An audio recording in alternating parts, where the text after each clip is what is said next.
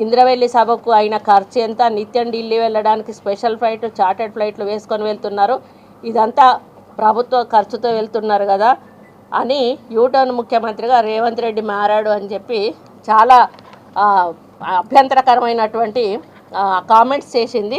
అమ్మ తల్లి, నేను ఒక్కటే అడుగుతా ఉన్నా, భద్రాద్రి శ్రీరాముడికి పట్టు వస్త్రాలు పట్టుకొని పోయిండు మీ అన్న కొడుకు. ఆయన ఏ హోదాలో పోయిండో దానికి ఒక్కదానికి ఆన్సర్ చెప్తే వీటన్నిటికీ కూడా ఆన్సర్ దొరుకుతుంది అనేది నేను తెలియజేస్తూ ఉన్నాను. ప్రభుత్వ నిధుల దుర్వినియోగం గురించి మాట్లాడే నైతిక హక్కు మీకు అస్సలు లేదని చెప్తా ఉన్నాను. ఈరోజు 100 కోట్లు 200 కోట్లు పెట్టి మీ సొంత ఫ్లైట్ కొనుక్కునే స్థాయికి మీరు ఎట్లా ఎదిగారు అని అడుగుతా ఉన్నాను.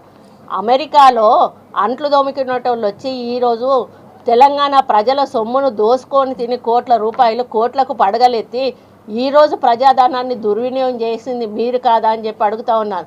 ఈరోజు లిక్కర్ స్కామ్లో ఇరుక్కొని లిక్కర్ రాణిగా పేరొంది ఈరోజు బీజేపీ కాళ్ళ మీద పడి మిమ్మల్ని అరెస్ట్ చేయకుండా ఈరోజు మీరు ఇది ఇంటర్నల్గా అండర్స్టాండింగ్తో పోయి ఈరోజు బయట పడ్డది మీరు కాదా అని చెప్పి అడుగుతూ ఉన్నాను. కాబట్టి కాంగ్రెస్ పార్టీని ఈరోజు ప్రజలు విశ్వసించారు, మిమ్మల్ని బీజేపీ పార్టీని నమ్మలేదు కాబట్టే మీరు చేసే మోసాలు గుర్తించారు, కాబట్టే మీరు చేస్తున్న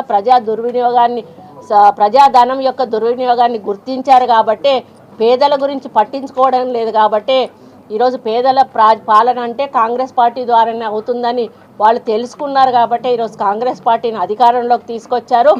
మళ్ళీ కూడా పార్లమెంట్ ఎన్నికలు రాబోతూ ఉన్నాయి.